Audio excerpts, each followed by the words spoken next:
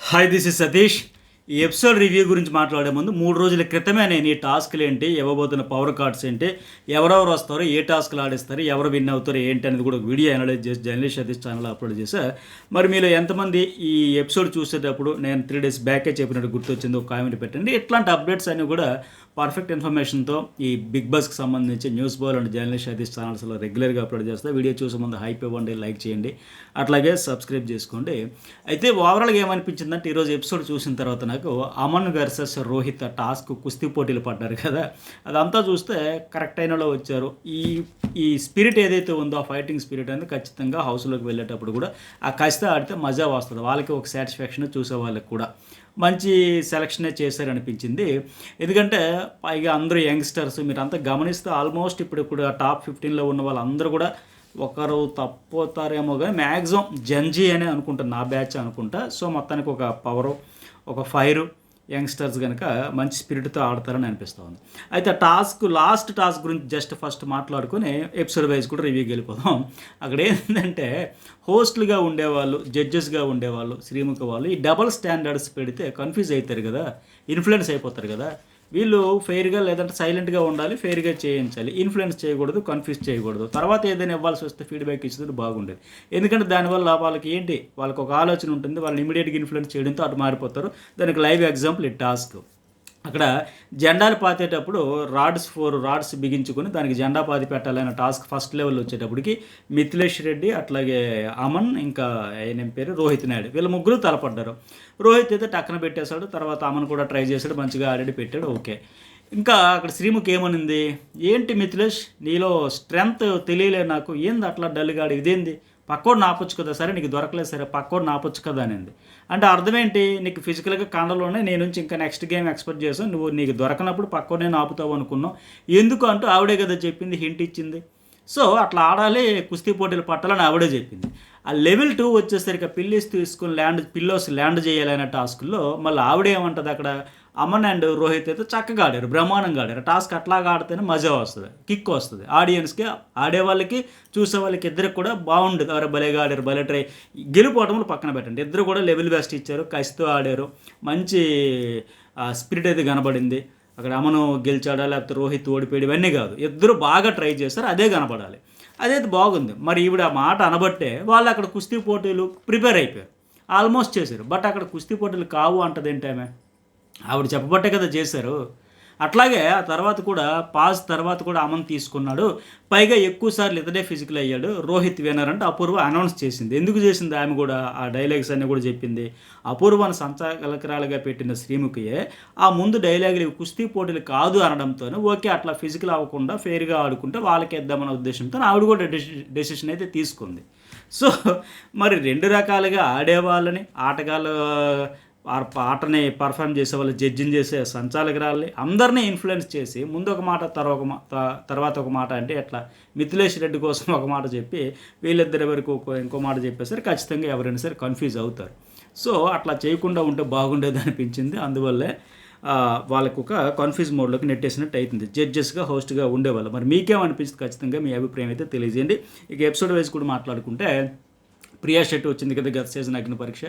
నిజంగా అప్పుడు ఆవిడ అగ్ని పరీక్ష కంటెస్టెంట్గా వచ్చేటప్పుడు కూడా ఆవిడ పట్ల ఒక బ్యూటీ విత్ బ్రెయిన్ అవుద్దేమో అని ఒక పాజిటివ్ వైబ్ వచ్చింది కంప్లీట్గా. ఎందుకంటే అగ్ని పరీక్షకి ఇప్పుడు ఎలాగైతే 15 మందికి ఓట్లు వేయిస్తున్నారో అప్పుడు ఆమెకు కూడా ఎక్కువ ఓటింగ్ అయితే వచ్చింది. బట్ వీళ్ళ బ్యాడ్ లక్ ఏంటంటే హౌస్లో ఎంట్రీ ఇవ్వగానే ఓనర్స్ వర్సెస్ టెనెంట్స్ అని పెట్టడంతో, వీళ్ళను ఓనర్లుగా పెట్టడంతో దెబ్బ పడిపోయింది. ఇంకేమంటే ఎట్లా అయిపోయిందంటే అణిగమణిగి ఉండకుండా, ఓర్పు సహనంతో లేకుండా ఎస్ మనం ఓనర్స్, మనదే రాజ్యం, మనదే ఇష్టారాజ్యం అన్నట్టుగా యాటిట్యూడ్ పెరిగిపోయి మొత్తం ఓవర్ కాన్ఫిడెన్స్ ఎక్కువైపోయి మొత్తం తేడా కొట్టేసింది. సో అట్లా కాకుండా ఇప్పుడు నేను చెప్పేది కూడా, ఈ ఎగ్జాంపుల్ కూడా ఎందుకు చెబుతాను అంటే వాళ్ళని చూసి అరే మనలాగా కామనర్గా వచ్చి హౌస్లోకి అడుగుపెట్టి కొన్ని రోజులు జర్నీ చేసి వచ్చారని ఇన్స్పిరేషన్తో పాటు వాళ్ళు చేసిన పొరపాట్లు ఏంటి అనేది మైండ్లో పెట్టుకుంటే వీళ్ళకి బెటర్. వాళ్ళు అప్పుడు తెలుసో తెలియక చేసిన కొన్ని ఇన్సిడెంట్స్ వల్ల మంచి జర్నీ మిస్ అయిపోయారు కనుక సో అవన్నీ గుర్తు తెచ్చుకుంటే బెటర్. సరే ఆవిడ వచ్చింది, పైకి ఇప్పుడు 15 మంది ఏంటంటే మనందరం ఒకటి ఉమ్మడి కుటుంబం అనే మాదిరిగా, మనందరం ఫ్రెండ్స్ అనే మాదిరిగా ఉన్నారు కనుక ఇక్కడ ఆవిడ పెట్టాల్సిన మంట పెట్టింది ఇక్కడ. ఎందుకంటే ఈ 15 మంది మైండ్లో ఉండాల్సింది ఒకటే, వీళ్ళందరూ మన కాంపిటీషనే, వీళ్ళందరూ నాకు ఈ 14 మంది కాంపిటేటర్స్ అనేది మైండ్లో ఉండాలి వాళ్ళకి. సో ఇక్కడ ప్రియా షెట్టి వచ్చిన పర్పస్ అదే. మీరెవరు ఇక్కడ అంతా మనంతా ఒకటే అని మాదిరిగా ఉన్నారేమో, మీలో మీకు కాంపిటీషన్. ఎందుకంటే ఎంతమందిని పంపిస్తారో హౌస్లోకి తెలియదు. 7గురిని పంపించవచ్చు, 8 కావచ్చు, 9 కావచ్చు. సెలబ్రిటీస్ తక్కువ మంది కుదిరితే ఈ సీజన్కి 10 మందిని కూడా పంపొచ్చు. కానీ 15లో కనీసం ఒక 5 బయటకు వచ్చేయాల్సి ఉంటుంది కదా. సో ఏమాత్రం కాంప్రమైజ్ కాకుండా, తగ్గకుండా, ఎవరు నాకు ఇక్కడ ఫ్రెండ్ కాదు, పాడు కాదు అని చెప్పేసి అందరూ కాంపిటేటర్సే కనుక ఫైట్ చెయ్యాలి. అందుకే అక్కడ ఆ అమ్మాయి అన్నట్టుగా మీలో ఎవరు డిజర్వ్ కాదు అని కూడా పెట్టింది. అందుకే ఇక నుంచి ఏమవుతుంది, నన్నే డిజర్వ్ కాదు అనేసిందని అపూర్వలో కూడా ఒక మంట వస్తుంది. ఇక రాజకుమారికి అట్లా ఫైర్ రైజ్ చేయడానికి మంచి పని చేస్తారు. అలాంటి టాస్క్లన్నీ పెట్టాలి. పైగా ఈ పవర్స్ ఏవైతే కార్డ్స్ ఇచ్చారో చెప్పించారో అవి కూడా మంచిదే. ఒక మజా వస్తుంది ఆ పవర్స్ పెట్టడం వల్ల. దానికోసం గత సీజన్ కంటే ఈసారి పెట్టడం కూడా బాగా ఉంది. అయితే అక్కడ రాజకుమార్ చెప్పింది కూడా బాగుంది. ఎందుకంటే అందరూ దేనికైనా రెడీ అయినట్టు అందరం వచ్చాం, బట్ అపూర్వ మాత్రం కారణాలు వెతుక్కుంటుంది. ఎగ్జాక్ట్లీ ఆమె ఇనిషియేట్ తీసుకోవట్లే. ఎస్ నేను దూకుతాను, నేను ఆడతా అనట్లే. తర్వాత వచ్చింది ఓకే, బట్ ఎందుకంటే చొరవ తక్కువగా ఉంది. మిగతా వాళ్ళతో పోల్చుకుంటే టెన్షన్గా, భయంగా ఆలోచిస్తూ నేను ఇప్పుడు అవసరమా వెళ్ళాలా వద్దా అన్నట్టుగా వాళ్ళు వచ్చి నువ్వు వాడాలి ఇప్పుడు ఫోటో. ఆమె కంప్లీట్గా ఇనిషియేషన్ తీసుకోలేదు కనుక వాళ్ళిద్దరిని పిలిచి టాస్క్ పెట్టారు. ఆ తర్వాత కూడా మళ్ళీ ఒక అమ్మాయితో రుచితాను ఆ పిల్లతో ఒక టాస్క్ పెట్టించారు కదా, ఐస్ క్యూబ్స్ అన్ని వేసి ఆ టబ్లో కూడా పెట్టింది. ఎందుకంటే జడ్జెస్ అక్కడ ఉండే హోస్ట్ వాళ్ళు చొరవ తీసుకోవడం తప్ప ఆవిడ ఇనిషియేటివ్ తీసుకోవట్లేదు. సో అందువల్ల అదేది కనిపించింది. అఫ్కోర్స్ అపూర్వ తర్వాత టాస్క్ దాటుకుంటే రావచ్చు, గెలిచే రావచ్చు. కానీ ఆ గెలవడానికి ఆడడానికైనా ఫస్ట్ ముందుకు రావాలి కదా. అది వాళ్ళు పుష్ చేస్తే తప్ప రాని పరిస్థితి. ఎందుకంటే డేర్ ఆర్ డై టాస్క్లో ఆవిడ అట్లాగే చేసింది. సరే మంచి డెసిషన్ తీసుకుంది. అట్లాగే రివర్స్ డెసిషన్ పవర్ కార్డ్ అన్నారు కదా, దీనికోసం రాజ్కుమార్ మళ్ళీ ఇక్కడ తెలివిగా ఒకటే డెసిషన్ తీసుకుంది. నాకు 3 గ్రీన్స్ ఉన్నాయి కనుక, వాళ్ళు 3 గ్రీన్స్తో నేను ఇక్కడికి వచ్చాను కనుక, మిగతా వాళ్ళు మిథిలేష్ ఆర్ చరణ్ అనేటప్పుడు చరణ్నే చూజ్ చేసుకుంది. ఇది తెలివైన నిర్ణయమే, ఫెయిర్ చాయిస్కి సెలెక్ట్ చేసుకుంది. ఎందుకంటే 3 గ్రీన్స్ ఉన్నాయని ఒకళ్ళు మిథిలేషన్ తీసుకుంటే ఆయన ఫిజికల్లీ స్ట్రాంగ్ కనుక టాస్క్ ఏదైనా గట్టిగా ఇచ్చారనుకోండి, అప్పుడు మళ్ళీ ఈవిడికి మైనస్ అయిపోద్దిగా. సో తన బెనిఫిట్ చూసుకుంటూనే సమన్యాయం పాటిస్తూ చరణ్ అయితే మంచిగానే ఎంచుకుంది. ఆ డెసిషన్ వరకు బాగుంది. ఆ చరణ్ కూడా వచ్చి ఈ డిజర్వ్ అన్డిజర్వ్ కంటే నేనే డిజర్వ్ అని అంటూ మరి ఇంకెందుకు ఆవిడెటు రాజకుమార్ ఆవిడే తక్కువ ఉంది కనుక సరే ఆవిడని ప్రూవ్ చేసుకోమన్నాం. లేక మంచి చాయిస్, ఆయన కూడా మంచిగానే ఆ అమ్మాయిని అపూర్వను సెలెక్ట్ చేయడం కూడా బాగుంది. అయితే ఇక్కడ టాస్క్ ఇంతకీ ఎట్లా ఆడారంటే ఆ నెంబర్స్ అన్ని 1 to 25 వరకు నెంబర్స్ ఉండి ఒక్కొక్క నెంబర్ ఎవరికి వాళ్ళే చూజ్ చేసుకుని బలూన్స్ని గాలితో నింపాలి, పేలకపోతే వినరు అనేటప్పుడు ఒక తీరు తెన్ను, ఒక పద్ధతి, స్ట్రాటజీ ఏమీ లేకుండా ముగ్గురు ఆడారు. ఖచ్చితంగా రిస్కీ గేమ్ ఆడారు. ఎవరు కూడా ఆలోచన అనేది చేయలే, బ్లైండ్గా ఆడేశారు. పైగా ఆ చిన్న బెలూన్ అయితే ముందు పేలిపోయింది కదా, ఇంకోటి పెద్దది ఉంది. ప్యూర్లీ లక్ బేస్డ్గానే రాజకుమారి గెలిచింది ఈ టాస్క్లో.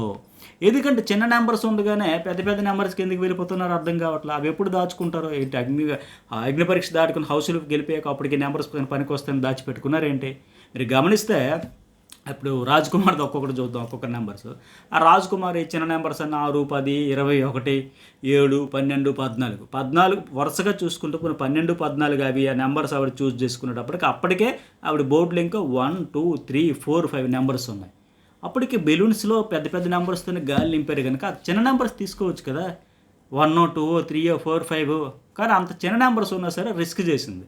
లక్ మీద ఆవిడకైతే గెలిచిందని చెప్పొచ్చు. పెద్ద పెద్ద నెంబర్స్ 12, 14 అవన్నీ ఓ స్ట్రాటజీ లేదు, ఓ క్యాలిక్యులేషన్ లేదు, గుడ్డిగా వెళ్ళిపోయారు అంతే. ముగ్గురు కూడా అట్లాగా ఆడేస్తారు. అట్లాగా అపూర్వ కూడా చూసుకున్నా సరే ఆమె 10, 13 ఆ నెంబర్స్ ఎంచుకునే టైంకి ఇంకా ఆవిడ బోర్డులో 1, 4, 3 అట్లాగే 12 అంటే 13 కంటే చిన్న నెంబర్స్ ఒక 4 ఉన్నాయి. ఒకటి ఉంది, 4 ఉంది, 3 ఉంది, 12 నెంబర్స్ ఉన్నాయి. బట్ ఆవిడ కూడా పెద్ద నెంబర్స్కి వెళ్ళిపోయింది. అంటే మనం చిన్న నెంబర్ తీసుకుంటే చిన్నతనం అనుకుంటారు, ఏమనుకున్నారు ఏంటో కానీ అర్థం కాల. ఆ చరణ్ కూడా అట్లాగే. ఆయన దురదృష్టం ఏంటంటే ఆయన 4, 5 నెంబర్ తీసుకుంటే అప్పటికి ఇంకా 1, 2, 3 నెంబర్స్ ఉన్నాయి. బట్ 5 తీసుకున్నాక 4 అయ్యి ఆ లాస్ట్ 5th కూడా కొట్టేస్తే అయిపోయింది, పంపు నింపేస్తే అయిపోయింది అన్నది ఆయన దురదృష్టం కొద్దీ పేలిపోయింది. అది ఒకవేళ అతను 3 కానీ 2 కానీ 1 కానీ తీసుకుంటే ఆ రౌండ్కి అతను దాటేసేవాడు కదా, సక్సెస్ అయ్యేవాడు కదా. సో ఓ ప్లానింగు, ఓ పద్ధతి, ఒక వ్యసనం ఏమీ లేకుండా అయిపోయింది. సరే ఇక నెక్స్ట్ వన్ ఏంటి, నవదీప్ అంటాడు కదా, ఆవిడ చూడండి అపూర్వ 1, 4, 3 మిగిలాయి సింబాలిక్ అంటే నా పొలంలో మొలకలు రావు సార్ అంటుంది. హౌస్లోకి వెళ్ళాక ఎందుకు రావో మరి ఏంటో చూద్దాం. ఇక్కడ బిగ్ బాస్ హౌస్లో చాలా మనం చూసాం కాబట్టి ఎందుకు అంత స్ట్రాంగ్ చెప్పింది. ఓకే నెక్స్ట్ వన్, ఆ రాజ్కుమార్కి అయితే reverse the decision power card ఇచ్చారు. అంటే ఒక డెసిషన్ మార్చుకున్నది ఆపోజిట్ చేసుకునేటట్టు. అంటే మరి ఎలాంటి డెసిషన్ ఎప్పుడు ఏ సందర్భంలో వాడతారో చూద్దాం ఆ కార్డుకి సంబంధించి. ఇక మనీష్ మర్యాద వచ్చాడు, పాత సీజన్ కంటెస్టెంట్. హేమంత్ చూసారా, అప్పుడు అపూర్వలో కొంతమంది కంటెస్టెంట్స్లో లోపించింది. అతనిలో కుర్రాడు 20 years కదా, అందరికీ చురుగ్గా నేను ప్రతిదానికి వస్తా ఉన్నాడు. ఆ గాయత్రికి ఇక్కడ మీరు గమనిస్తే ఇన్ఎలిజిబుల్ కాదా అన్నారు కదా, ఆవిడ వద్దన్నారు కాబట్టి ఆవిడ నన్ను చూస్ చేసుకున్నాడు. అంటే మనీష్ మర్యాద అడిగినప్పుడు అక్కడ ఉండే వాళ్ళ 15 మందిలో ఎక్కువ మంది ఆవిడని చెప్పుకుంటారు ఇన్ఎలిజిబుల్ అని. అందుకే మరి ఎందుకు ఎవరెవరు చెప్పారు ఏంటి అనేది మనకు చూపల ఎడిటింగ్లో లేపేశారు. సో అందువల్ల ఆమెనైతే తీసుకున్నారు. ఇక దీపక్ గోపిలా కూర్చున్నాడు కనుక అటు ఇటు దూకట్లేదు కనుక ఆయన. అయితే ఈ టాస్క్ కూడా బాగుంది, వెరైటీగా చేపలు పట్టాలంట, పాన్లో వేయాలంటే కానీ విసురుతూ ఫ్లయింగ్ ఫిష్ టాస్క్ అయితే సరదాగా ఫన్నీగా ఉంది. అయితే హేమంత్ మాత్రం పక్క వాళ్ళ ఫిష్ అంతా ఎగిరిపోయి పాన్లో ఉండు బయట పడిపోయేలాగా పక్క వాళ్ళ కోసం కూడా విసిరడు. చూడండి బాగుంది, ఇది స్ట్రాటజీ ప్లే. అక్కడ శ్రీముఖ్ అనే మాదిరిగా ఆ తుంటరితనం కూడా నచ్చింది. అలాంటిది కూడా ఉండాలి, ఆ కొంటితనం తుంటరితనం ఉంటేనే హౌస్లో ఆ మజా వస్తుంది, మంచిదే. అలా కెలకాలి, కెలికితేనే బాగుంటుంది. ఆయన కెలకబట్టే కదా ఆ దీపక్ నేను ఫెయిర్గా ఆడా, అతను నాకు డిస్టర్బ్ చేశాడు, ఇలా చేశాడు అలా చేసాడు ఇవన్నీ. అక్కడ శ్రీముఖ్ కూడా అడిగింది అదే కదా మిత్రులేష్ని, నీలో కూడా ఆ తుంటరితనం కనబడాలి, ఎందుకు నువ్వు కెలకలా పక్కన ఎందుకు కంట్రోల్ చేయలేదు, ఇవన్నీ ఉండాలి, ఉంటేనే కిక్ వస్తుంది. సో మొత్తానికి ఆయన అయితే ట్రై చేశాడు. అయితే గాయత్రి కూడా ఫెయిర్గా ఆడాను కదా అంటుంది, బట్ వాళ్ళు నన్ను టార్గెట్ చేశారని మాదిరిగా. దీపక్ అయితే బజర్ అయ్యాక నాకు బయటకు వచ్చేలా గేమ్ ప్లే చేశారంటే ఎమోషన్ అయ్యాడు. కానీ చూస్తే మనకు ఓవరాల్గా గాయత్రి కూడా ఎక్కువగానే అనిపిస్తూ ఉంది. 24 వస్తే హేమంత్ 16 వస్తే దీపక్ ఒక 27 వస్తే ఆయన నిజాయితీగా ఆడగట్టి వినరని చెప్పారు. అయితే ఈ 3 పాన్స్లో ఎవరికి వాళ్ళ దీంట్లోనే కాకుండా ఒక దాంట్లో పర్టికులర్గా ఆ అమ్మాయి పాన్లో చూసుకుంటే ఎక్కువ ఉన్నాయి, పింకే గాయత్రి దాంట్లో చూసుకుంటే ఎక్కువ ఉన్నాయి. కానీ 3 పాన్స్లో ఓవరాల్గా అన్ని ఫిష్ కలిపి కౌంట్ చూశారు కనుక యాక్చువల్గా అయితే ఆయనే గెలిచాడు. కాకపోతే ఈ అమ్మాయి కూడా ఫస్ట్ అంతా నా చేపలు, నా ఏడుపు, నా బాధ, నా ఆట నేను ఆడుకుంటాను అన్నట్టు ఉంది. కానీ లాస్ట్లోకి వచ్చేసరికి వాళ్ళు టార్గెట్ చేస్తారేమో లెక్క హేమంత్ గట్ అని చెప్పి ఆవిడ కూడా కొద్దిగా అటాక్ మోడ్లోకి వెళ్ళింది. అయితే ఆ దీపక్ ఎట్లా కూడా దీపక్ అడ్వాంటేజ్ కూడా అయిందంటే అందరికంటే ఎక్కువ 3 ఎక్కువ ఎట్లా వచ్చాయంటే ఆ అమ్మాయికి ఏమో 24 వస్తే తనకి 27 కూడా ఎందుకు వచ్చాయంటే వీళ్ళు చేపలు వేసుకునే క్రమంలో పాన్స్లో వేసుకునే క్రమంలో హేమంత్ పాన్లో కూడా దీపక్ సంబంధించి ఒక 5-6 వరకు ఉన్నాయి. అట్లాగే ఆ గాయత్రి పాన్లో కూడా ఒక 3 వరకు ఉన్నాయి. ఆవిడ ఫిష్ తీసి అందులో అంటే ఎగురుకుంటూ ఫ్లయింగ్ ఫిష్ కదా ఆ ట్రై చేసే క్రమంలో అతను కూడా ఎగిరిపడ్డాయి, అవన్నీ కూడా ప్లస్ అయ్యాయి. సో అందువల్ల అతనికి అయితే లక్ కలిసి వచ్చిందని కూడా చెప్పొచ్చు. అతని ఎఫర్ట్ ఫెయిర్గా ఆడుకోవడంతో పాటు వీళ్ళు వేసే క్రమంలో ఫైనల్గా అంతే కదా, నువ్వు వేసుకున్నవారు నువ్వు వేసుకున్న క్రమంలో పక్కోడు పడ్డాయవన్నీ చూడరు. అంతిమంగా బజర్ మోగే సమయానికి ఎవరు ఎక్కువ ఉన్నాయి అవే చూస్తారు, అదే జరిగింది. ఎనివే దీపక్ అయితే స్కిప్ ద రౌండ్ పవర్ అన్నారు కదా, అంటే నెక్స్ట్ ఏదైనా టాస్క్ ఇచ్చేటప్పుడు బాబాయ్ ఇది ఆడితే రిస్క్ ఉంటుందేమో, ఓడిపోతామేమో, ఇది అనవసరంగా ఆడకుండా ఆడి ఓడేమనిపించకుండా తప్పించుకుంటే బెటర్ అన్నప్పుడు స్కిప్ చేసుకోవచ్చు. ఆ పవర్ వచ్చింది, మంచి పవర్ గెలుచుకున్నాడు ఆయన. ఇది రిస్కీ ఏమో ఇక్కడ అయిపోతామేమో అనిపించినప్పుడు, కాన్ఫిడెన్స్ తక్కువ ఉందన్నప్పుడు ఒక చేతిలో పవర్ ఉండేటప్పుడు మంచిదే కదా, చక్కగా నేను ఈ టాస్క్ ఇప్పుడు ఈ రౌండ్ ఆడట్లే నెక్స్ట్ రౌండ్ ఆడుతాను ఎస్కేప్ అయిపోవచ్చు. లాస్ట్ అగ్ని పరీక్షలో చూడండి ఆ చదరంగం బోర్డు పెట్టి లాస్ట్కి అన్ని దాటుకుంటూ దివ్య, నిఖిత, మనీష్ వీళ్ళందరూ వచ్చారు. లాస్ట్లో ఒక్కొక్క గడి దాటుకుని వచ్చి లాస్ట్లో ఒక 10 గడులు ఎంత గెలిచాక ఇప్పుడు నేను స్కిప్ చేస్తున్నానని వచ్చి అట్లా ఆట అయిపోయారన్నమాట. నెక్స్ట్ ఎవరు ఈ పవన్ కళ్యాణ్ పడాలా, ఇతను వచ్చాడు కదా, నిజంగా అతను అప్రిషియేట్ చేయాల్సింది ఆయన జర్నీని కావచ్చు, ఓవరాల్గా అప్పుడు కావచ్చు, ఇప్పుడు ఈరోజు ఈయన ఎపిసోడ్లో చెప్పిన స్పీచ్ కానీ. ఇక్కడికి వచ్చిన తర్వాత కష్టపడిన దానికంటే రావడానికి పర్మిషన్లు అవన్నీ ఎక్కువ తెచ్చుకొని ఎక్కువ కష్టపడ్డానని చెప్పారు కదా, ఎగ్జాక్ట్లీ అదే. ఆ రోజు ఏడుపు కూడా ఏమో సెలెక్ట్ అవ్వడని చెప్పి చాలామందికి సమాధానం చెప్పాలన్నాడు చూడండి. ఆ ఒక పదం కూడా చాలామందికి హార్ట్ టచ్ అయిపోయాయి. నేను అప్పుడే అగ్ని పరీక్ష టైంలోనే చెప్పా, మీకు ఎంతమందికి గుర్తుందో ఖచ్చితంగా కామెంట్ చేయండి. అగ్ని పరీక్షకి బిగ్ బాస్ హౌస్లోకి వెళ్ళడానికి ఒక ఆర్మీ పర్సన్ వచ్చాడు, అతడు సెలెక్ట్ అయ్యాడు. ఇతడు హౌస్లో కూడా వెళ్ళే అవకాశం ఇస్తే ఇవ్వాలి బెటర్, ఎందుకంటే ఆర్మీ నుంచి ఎప్పుడు ఎవరు రారు కదా.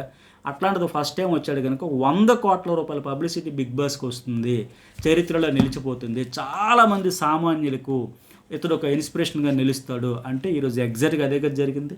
ఆ తర్వాత నేను అగ్ని పరీక్ష ఉన్నప్పుడు కూడా చెప్పా, తర్వాత మన సీజన్ స్టార్ట్ అయ్యి కూడా ఇదే చెప్పా. అట్లాంటి ఆయన ఒక సామాన్యుడు, అది కూడా ఆర్మీ బ్యాక్గ్రౌండ్ నుంచి వచ్చాడంటే ఖచ్చితంగా ఈ షోకి ఇతడు వినర్ అయితే దేశం అంతా వైబ్ వస్తుంది. ఒక ఆర్మీ పర్సన్ గెలిచాడంటేనే ఒక 100 కోట్ల పబ్లిసిటీ వస్తుందని. ఇప్పుడు అదే కదా జరిగింది, సామాన్యుడు సెలబ్రిటీ అయ్యాడు, ఆయన కాన్ఫిడెన్స్ లెవెల్స్ కూడా చూసాయి అట్లా మారిపోయాయి. అప్పటికి అదే స్టేజ్ మీద అదే జడ్జెస్ ముందు బిక్కుమంటూ లో కాన్ఫిడెన్స్తో ఉండేవాడు. ఈరోజు ఎంత కాన్ఫిడెంట్గా చూశారు కదా.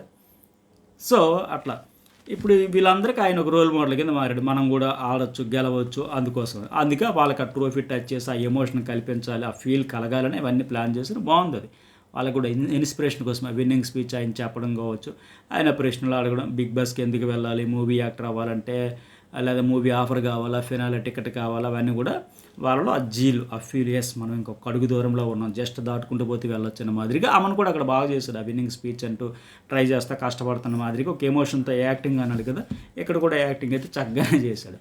సరే, ఇక్కడ టాస్క్ నేను స్టార్టింగ్ చెప్పినట్టుగా అమన్, మిథిలేష్, రోహిత్ టాస్క్ అయితే ఇచ్చారు కనుక 12 రాడ్స్ వచ్చారు, 4 తీసుకోవాలి, జెండా బాతుకోవాలంటే వెల్క రూపాయి అటాక్ చేసి పోస్ట్లో ల్యాండ్ చేయాలంటే చక్కగా చేసుకెళ్ళిపోయాడు రోహిత్, టక దూసుకెళ్ళిపోయాడు. అమన్ కూడా నెక్స్ట్ సెకండ్ ప్లేస్లో జారి పడిపోయినా బాగా వచ్చింది. మిథిలేష్ మరి అక్కడ స్ట్రాటజీ వాడచ్చు. ఆ శ్రీముఖ్ కూడా అదే హింట్ ఇచ్చింది, నీకు దొరకలేదు సరే పక్కన దాపొచ్చు కదా, నీ స్ట్రెంత్ తెలియాలనే కదా నేను టాస్క్ సెలెక్ట్ చేసామన్న మాదిరిగా. సో ఓకే, మనం కూడా ఇలాగ ఆడొచ్చు, అటాకింగ్ మోడ్లో వెళ్ళొచ్చు అని నెక్స్ట్ ఇంప్లిమెంట్ చేశారు వాళ్ళు. ఆ పిల్లోస్ తీసుకొని ఎవరి ఏరియాలో వాళ్ళు వేయాలి అనేటప్పుడు ఆ రోహిత్ ఫస్టే చూడండి ఒక పిల్ల వేసాడు, వెళ్ళి ఆయన గట్టిగా పట్టేశాడు. అది బజరం మోగేంత వరకు అలాగే ఉండిపోతే ఆయనే విన్నర్. అఫ్కోర్స్ అది ఎవరి ఏరియాలో ఉంటే ఒకవేళ అది అప్పుడు అమన్ ఏరియాలో ఉంది, అది రోహిత్ ఏరియాలో ఉంటుంటే బజర్ మోగిపోతే ఒక్కడంతా చాలు విన్ అయిపోతాడు. లేదు అమన్ ఏరియాలో ఉంది కనుక ఒకవేళ బజర్ మోగిపోతే అతనే విన్ అయిపోయాడు. అదొక్కటి చాలు. కాకపోతే ఇంకా కిక్ రావాలి, పాస్ పెడితే బెటర్ అని చెప్పి మళ్ళీ ఆపారు. ఇక్కడ కుస్తీ పోటీలు కావు అనడంతోనే నెక్స్ట్ రౌండ్కి వచ్చేసరికి అపూర్వ సంచాలకురాలు కావచ్చు, వీళ్ళు కావచ్చు, ఆ డెసిషన్ మార్చుకొని ఇంక ఇమీడియట్గా ఓహో ఇంకా అని మాదిరిగా అంతకుముందు మిథిలేష్కేమో అలా ఆడమని చెప్పి ఇప్పుడు వీళ్ళకేమో అలా వద్దని చెప్పడం ఇది కరెక్ట్ కాదు. జడ్జెస్గా ఉండేటప్పుడు ఒకటే మాట మీద ఉండాలి, డబుల్ స్టాండర్డ్స్ అన్నీ పనికిరావు కదా, వాళ్ళని ఇన్ఫ్లుయెన్స్ చేసింది కదా. ఇప్పుడు ఆ అమ్మాయి ఎవరు అపూర్వ సంచాలకురాలకు వచ్చేటప్పుడు అదే చెప్పింది. అందుకనే పాస్ తర్వాత కూడా అమన్ తీసుకున్నాడు, పైగా ఎక్కువ సార్లు ఫిజికల్ అయ్యాడంటే అర్థం ఏంటి, సో మీరు వద్దన్నా సరే ఆడుతున్నాడు అనే మాదిరిగా. రోహిత్ కూడా విన్నర్ అని చెప్పి ఆవిడ అనౌన్స్ చేయడంలో తప్పు లేదు. కానీ ఎందుకు అక్కడ ఆవిడని కూడా శ్రీముఖి ఇన్ఫ్లుయెన్స్ చేయడంతో ఆ డెసిషన్ తీసుకుంది. అయితే అక్కడ ఉండేవాళ్ళు కూడా అమన్కి 7 ఓట్లు, రోహిత్కి 5 అన్నారు. ఓకే, ఫైనల్లీ బజర్ మోగే టైంకి ఆయన దేట్లో ఎక్కువ ఉన్నాయి కనుక ఆటోమేటిక్గా అతడే విన్నర్ అవుతాడు. కాకపోతే ఆ అమ్మాయి అంటుంది కదా, స్టాండ్ ఎలా తీసుకుంటావు అని టెస్ట్ అంటే అక్కడ అపూర్వ కావచ్చు, ఇంకా మిగతా వాళ్ళు కావచ్చు, ఇట్లా ఇన్ఫ్లుయెన్స్ కాకుండా ఏం పేరైనా రోహిత్ కావచ్చు ఎవరైనా సరే అలా మంచిగా ఆడితేనే బెటర్. అయితే ఎవరు అమన్ గెలిచాడా లేకపోతే రోహిత్ గెలిచాడని పక్కన పెడితే ఇద్దరు మంచిగా ఎఫర్ట్స్ పెట్టారు, ట్రై చేశారు, గట్టిగా ట్రై చేశారు. మంచిగా హౌస్లో ఇదే జరిగేది, పట్టేస్తారు, హోల్డ్ చేసేస్తారు, ఒకటి పడేసి ధీమాకి ఇక్కడ బంధిస్తే చాలు, అక్కడ బజర్ మోగే టైంకి అదే జరుగుతుంది. ఇప్పుడు అదే జరిగింది ఫైనల్లీ. అదే ఆయన రోహిత్ అంటాడు పాస్ చెప్పడంతో ఆగిపోయినా బట్ తర్వాత తీసేసాడంటే ఆ ఫిజికల్గా కూడా అవడంలో తప్పే లేదు. అయితే ఇప్పుడు అమన్కేమో ఆ బ్లైండ్ కార్డు ఇచ్చారు, ఎలా ఏంటనే తర్వాత తెలుస్తుందంటే మరి ఎలాంటి పవర్ ఇస్తారు, ఎప్పుడు వాడతారు ఏంటి అనేది. సరే, మొత్తానికి పవన్ కళ్యాణ్ ఇన్స్పిరేషన్ జర్నీ అయితే వచ్చాడు, మోటివేషన్ చేశాడు చక్కగా.